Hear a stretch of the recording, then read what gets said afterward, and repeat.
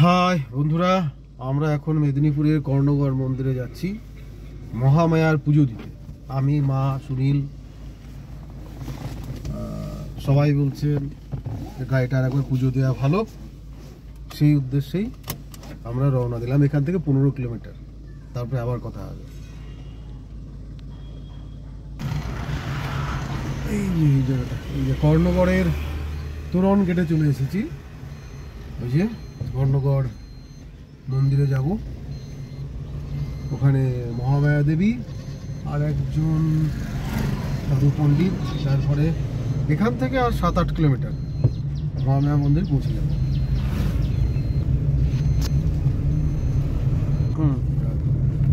আমরা কর্ণগড় মন্দির চলে এসেছি, মহামায়া মন্দির।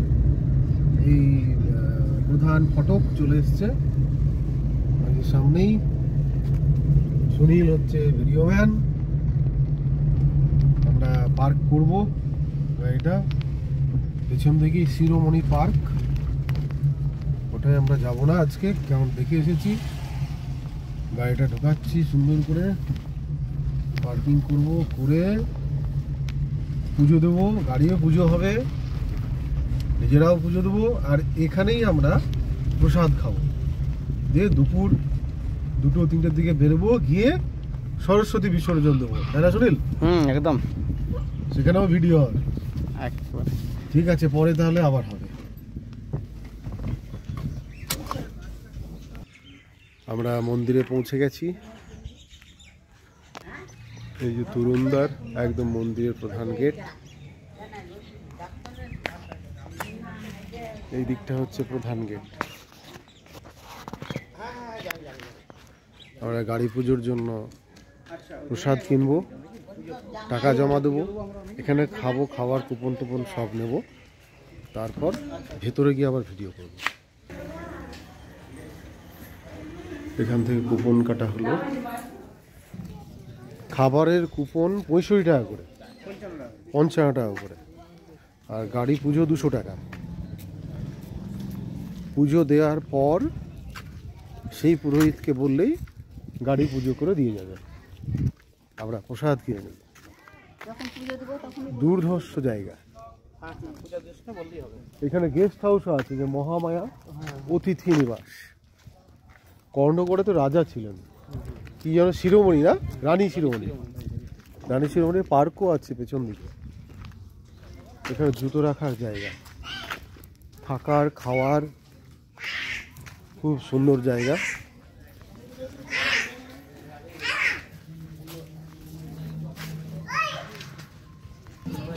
যাক, এখান থেকে প্রসাদ কিনবো।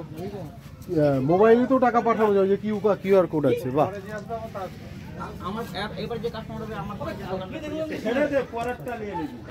না আপনাদেরই তো দোকান সব? আচ্ছা আচ্ছা আচ্ছা, এখানে তো থাকাও যায়, বুক করে অনেকেই থাকেন না? আচ্ছা, এখানে একটা অনুষ্ঠান হয় না? এখানে অনুষ্ঠান অনেক হয়, পৌষ সংক্রান্তির মেলা হয়। হ্যাঁ, গুরুদেবের হচ্ছে আপনার ওটা কল্পতরু উৎসব। তারপরে আপনার দুর্গাপুজো হয় এখানে বড় করে খুব। এখানে আমাদের এলাকায় দুর্গাপতি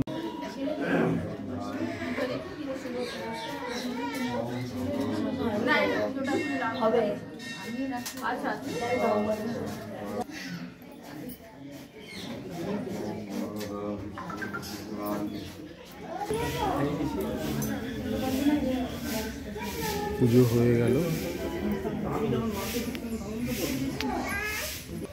এবার গাড়ি পুজোর উদ্দেশ্যে যাওয়া যাবে।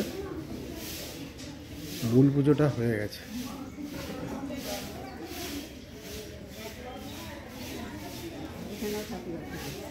একটা থেকে আমাদের খাওয়া হবে। রঘুনাথ বাবা, ইনি হচ্ছেন এই মন্দিরের প্রতিষ্ঠাতা।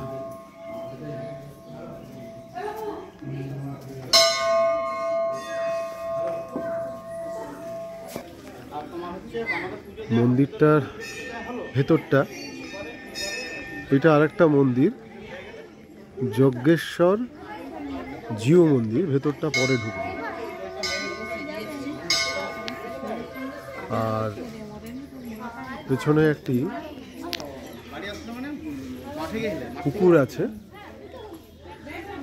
আবার এর মধ্যেই একটি বসার আসন আছে, যেখানে কবি রামেশ্বর তার কাব্যগ্রন্থ লিখেছে শিবায়ন, তার সমাধির জায়গায় আছে, পরে দেখাবো। আবার গাড়িটা একবার পুজো করে নেওয়া হচ্ছে, পুরোহিত মশাই এসেছেন।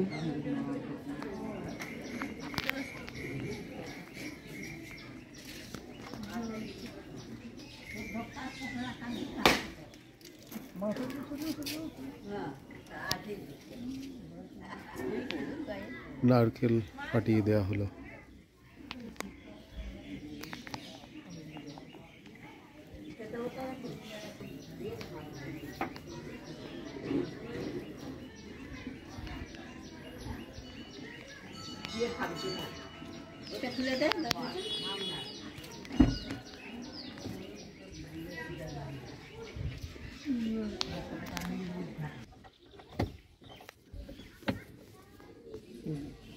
পুরনোটা কি খুলে জলে ভাসিয়ে দেবো ঠাকুর মশাই?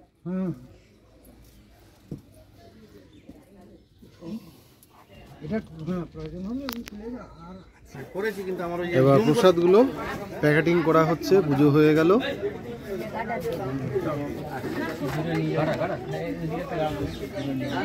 এরপর কিছু টিফিন খেয়ে 1 ঘন্টা পরে দুপুরের মধ্যাহ্ন ভোজন হবে প্রসাদ দিয়ে।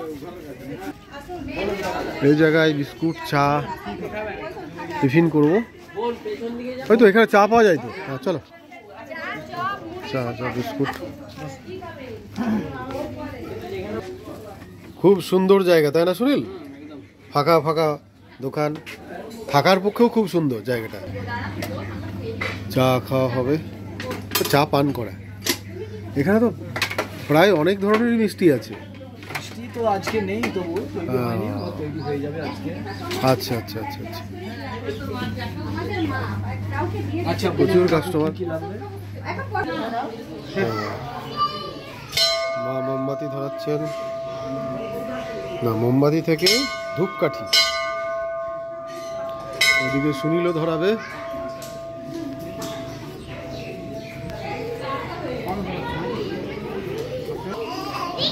ঘন্টা বাজিয়ে দিই।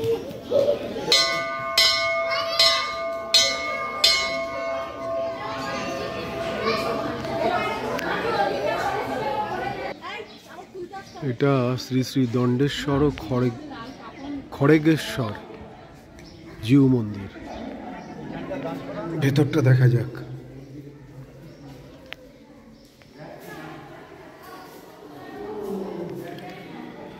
শ্রী শ্রী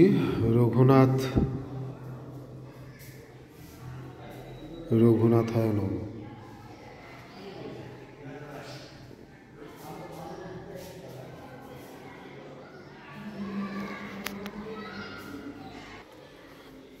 এটি একটি শিব মন্দির, ভেতরে জল আছে। ওই পুকুরের জলটা এখানের সঙ্গে মেলানো আছে। একটি মহাবীর মন্দির, মহাবীর হনুমান। ভেতরটা দেখা যাক।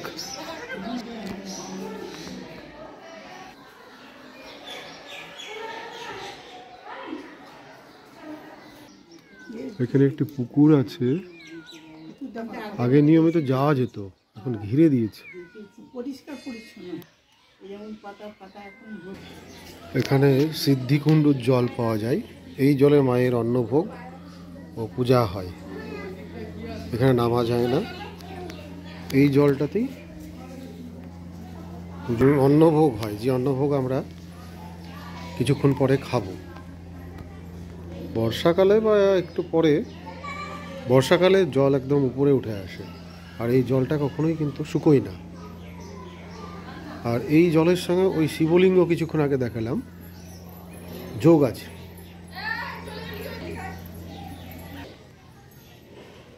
এটি একটি যোগমায়া দেবীর মন্দির, আর একটি মন্দির। মাকে দেখিয়ে দিই। দেবী যোগমায়া।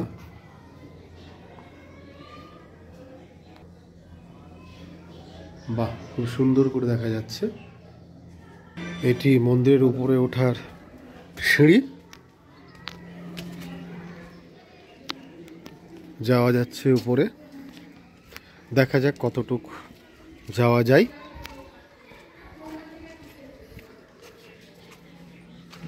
মন্দিরের উপরটা, এই যে বাইরেটা খুব সুন্দর।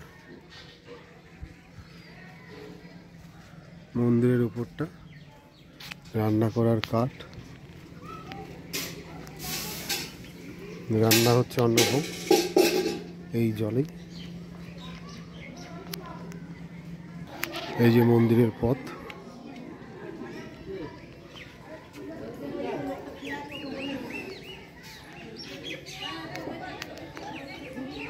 এই পথে অন্নভোগ খাওয়ার জায়গা। এই যে এখানেই আমরা প্রায় আধ ঘন্টা পরে খেতে বসবো। দুদিকে বিশাল ব্যবস্থা। এইটা হচ্ছে বিখ্যাত রামেশ্বর, বিখ্যাত কবি রামেশ্বরের স্মৃতিস্তম্ভ। বঙ্গীয় সাহিত্য পরিষদ মেদিনীপুর শাখা কর্তৃক সংস্থাপিত 29শে পৌষ 1369। কর্ণগড় মহামায়া সেবা সমিতি 2007 সালে প্রতিষ্ঠা করা হয়েছে। শিবায়ন রচয়িতা, বিখ্যাত কবি। এই ঘাটালের দিকেই তার বাড়ি। এখানে এসে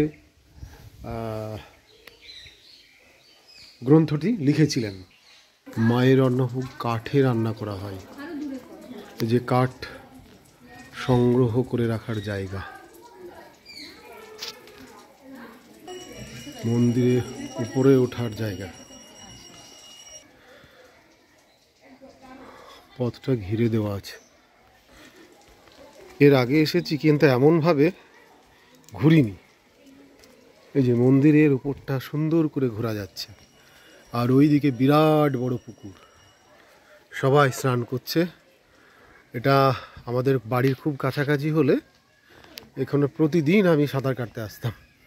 অবশ্য বাড়ির কাছাকাছি আমাদের কাঁসাই নদী আছে, সেখানে সুযোগ পেলেই আমি যাই। এই গ্রীষ্মকাল শুরু হলো, চুটিয়ে সাঁতার কাটা চলবে সেখানে। এখান থেকে মন্দিরের ভিউটা খুব সুন্দর দেখা যায়। এই যে কর্ণগড়ের মহামায়া মন্দির।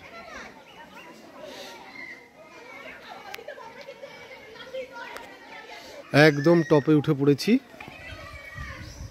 মন্দিরের চূড়া, চারিদিক প্রাকৃতিক সৌন্দর্যে পরিপূর্ণ। এই যে পুকুরটা আরো ভালো করে দেখা যাচ্ছে।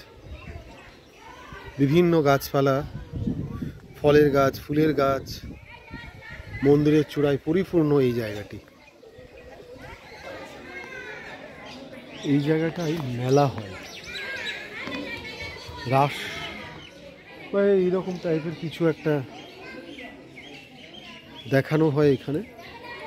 জায়গাটি অপূর্ব।